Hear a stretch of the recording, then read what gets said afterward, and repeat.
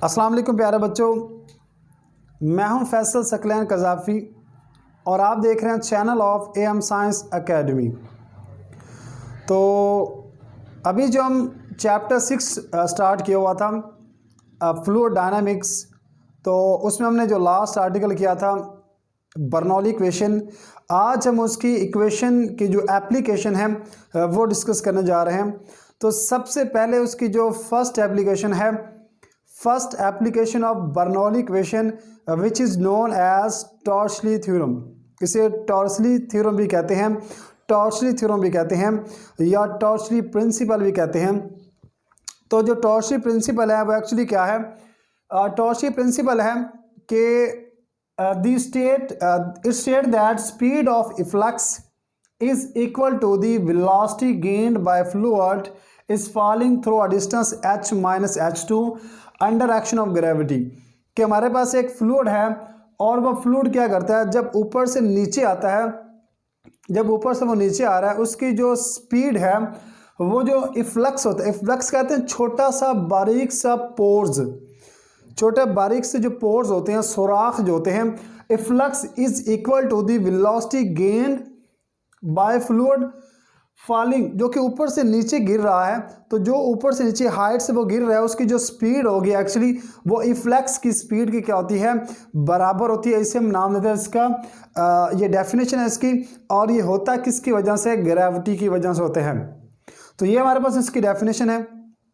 इसको मज़ीद अंडरस्टैंड करने के लिए हम इस्तेमाल करते हैं एक ट्यूब को, या सिंपली हमारे पास एक टैंक है और इस टैंक में फ्लूइड जो है, वाटर जो है वो फिल किया हुआ है। हमने फ्लूइड को फिल किया हुआ है। तो एक्चुअली जो फ्लूइड है वो यहाँ पर फ्लूइड की जो वेलोसिटी है वो v1 है, ये वाला हिस्से की, यानी कि ये सारी उसकी वेलोसिटी क्या होगी, v1। और ये एक छोटा सा इफ्लक्स है, छोटा सा पोर है, छोटा सा सुराख है। यहाँ से फ्लूइड क्या कर रहा है, नीचे की तरफ बह रहा है, नीचे की तरफ मूव कर रहे हैं। तो यहाँ पर जो वेलोसिटी है वो v2 है।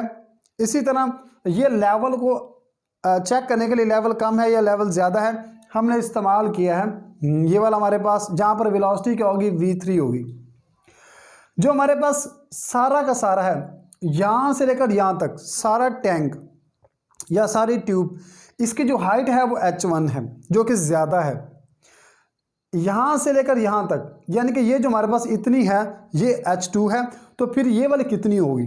तो आप h1 में से h2 को क्या कर देंगे, माइनस कर देंगे, तो ये आ जाएगी h1 माइनस h2। इतनी आपके पास है h1, ये जो आपके पास है, इतनी आपके पास हाइट क्या है, h1 है। और इतनी जहाँ पर सुराख है, जहाँ से पानी या वाटर या फ्लूइड इफ्लक्स कर रहा है, मूव कर रहा है, वो आपके पास है h2। तो आप ये आपको चाहिए, ये वाली इतनी चाहिए, तो आप क्या करेंगे, इस सारी में से इसको माइनस कर देंगे इतनी को, तो आपके पास आ जाएगा h1 माइनस h2। ये वो वाली हाइट आ चुकी है जहाँ पर पानी ऊपर से नीचे आ रहा है। अगर आप गौर से देखें, यहाँ पर पानी की जो वेलोसिटी है वो बहुत कम है, आहिस्ता आहिस्ता नीचे आ रहा है, लेकिन यहाँ पर तेज़ी से जा रहा है, बहुत तेज़ है।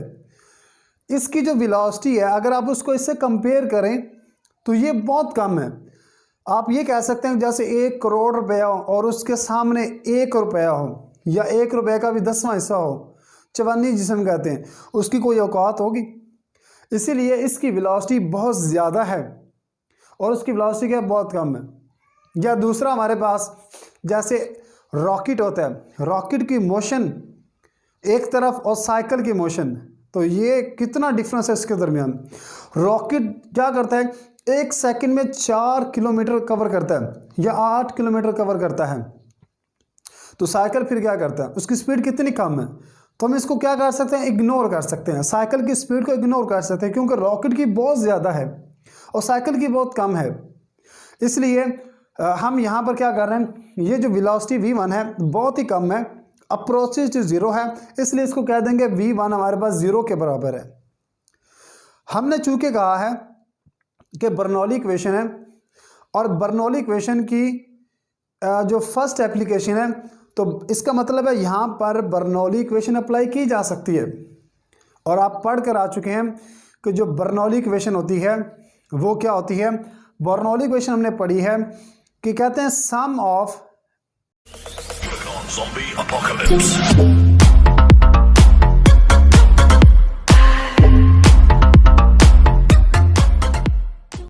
बर्नौली इक्वेशन किसे कहते हैं? तो बर्नौली इक्वेशन हमारे पास उसकी जो डेफिनेशन है वो है sum of pressure kinetic energy per unit volume plus potential energy per unit volume is equal to the constant. ये भी हमारे पास एक डेफिनेशन थी। या आप इन दोनों को इकट्ठा कर सकते हैं कि पॉइंट ए और पॉइंट बी पर, तो उस हवाले से ये आपके पास इसकी इक्वेशन आ जाएगी। और ये है P1 plus half rho V1 का स्क्वायर प्लस रो GH1 बराबर किसके है P2 plus half rho V2 का स्क्वायर प्लस रो GH2। ये हमारे पास बर्नौली इक्वेशन आ चुकी है और आपने प्रूव भी की थी ये किसके बराबर होती है। तो एक्चुअली बर्नौली इक्वेशन की ये इक्वेशन हमने लिखी है ये वाली। अब हम देखते हैं कि जैसा हमने कहा था कि ये जो अपर पाथ है, ये अपर ऊपर वाला V1 0 के बराबर है, V1 0 है। तो जब V1 0 है इसका मतलब है यहाँ पर V1 हमारे पास है, ये V1। तो जब V1 की जगह हम क्या पुट करेंगे 0। जब V1 यहाँ पर 0 आएगा तो सिर्फ इतनी टर्म क्या हो जाएगी 0 हो जाएगी। हम यहाँ पर फिर वो नहीं लिखेंगे, सिंपली हमारे पास आ जाएगा P1 और ये वाली, इसी तरह ये वाली टर्म हमारे पास आ जाएगी। तो अगर ये ऐसी बात है V1 0 है तो फिर ये टर्म कैंसिल हो जाएगी, सिंपल हमारे पास ये वाली आ गई। अब जो P1 है और P2 है, प्रेशर 1 पॉइंट पर, प्रेशर सेकंड पॉइंट पर, दोनों पॉइंट पर प्रेशर भी क्या है सेम है, इसमें कोई डिफरेंस नहीं है। इसलिए P1 और P2 भी क्या हो जाएगा ख़त्म हो जाएगा। P1 और P2 सेम होने की वजह से ये भी कट जाएगा, क्योंकि आप जब P1 और P2 बराबर हैं तो आप P1 और P2 की जगह PP लिख के भी इसको ख़त्म कर सकते हैं। क्यों ख़त्म कर सकते हैं? क्योंकि दोनों पॉइंट पर जो P1 है ये बराबर है P2 के और ये बराबर किसके है P के। जब ये बराबर है तो यहाँ पर हम P1 की जगह P और P2 की जगह भी क्या लिख सकते हैं P। तो फिर P से P क्या हो जाएगा कैंसिल हो जाएगा, इसलिए हमारे पास P से P कैंसिल हो गया।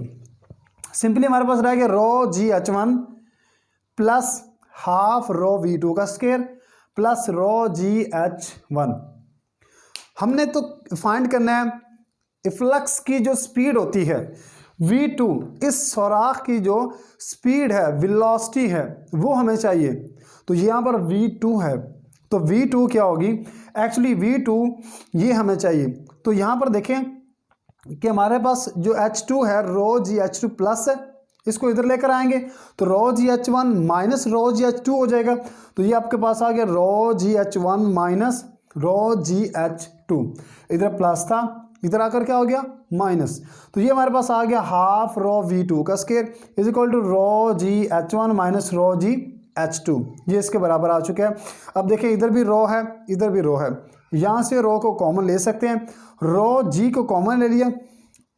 जब रो G को कॉमन लिया ये आ गया H1 माइनस H2, तो रो से रो कट गया, पीछे क्या रह गया हाफ V2 का square is equal to GH1 minus H2। देखिए हमें तो स्पीड चाहिए थी, हमें तो वेलोसिटी चाहिए V2 की, इसलिए रो से रो कट गया, सिंपली आपके पास ये वाली इक्वेशन आ गई। अब यहाँ से हमें वेलोसिटी ऑफ इफ्लक्स चाहिए कि जहाँ से पानी या फ्लूइड जब वो तेज़ी से नीचे की तरफ जा रहा है कितनी वेलोसिटी के साथ जा रहा है, वो वाली वेलोसिटी की हमें वैल्यू चाहिए थी। इसलिए हम क्या कर रहे हैं कि रो से रो काट दिया, सिंपली आपके पास ये रहेगी इक्वेशन हाफ। तो यहाँ पर जो हाफ है 2 नीचे डिवाइड हो रहा है, 2 इधर आकर क्या हो जाएगा मल्टीप्लाई, 2 नीचे डिवाइड था G के साथ मल्टीप्लाई हो गया और ये रह गया V2 का स्क्वायर। हमें सिर्फ V चाहिए, इधर भी अंडर रूट आ गया और इधर भी अंडर रूट, तो ये हो गया V2 का square is equal to 2 rho G 2G H1 minus H2। तो इसका अंडर रूट कैंसिल हो जाएगा, V बराबर आ गया 2G H1 माइनस H2 का अंडर रूट, और ये हमारे पास आ चुकी है स्पीड ऑफ इफ्लक्स या वेलोसिटी ऑफ इफ्लक्स। इस पॉइंट पर कितनी वेलोसिटी होगी, कितनी उसकी स्पीड होगी, हम फाइंड कर सकते हैं इसके ज़रिए। सिर्फ हमें क्या चाहिए, हमें उस पूरे टैंक की या ट्यूब की हाइट चाहिए, पूरी हाइट चाहिए किसके बराबर है। इसी तरह सेकंड हाइट चाहिए, यानी कि सारी हाइट चाहिए। हमें तो हाइट से गर्ज है कि हाइट उसकी कितनी होगी।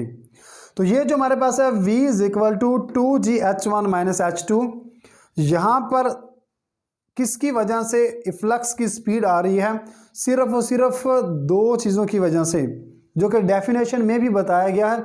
एक है डिफरेंस इन हाइट, कि उनकी हाइट में डिफरेंस कितना है, हाइट में कितना डिफरेंस है, इसकी वजह से।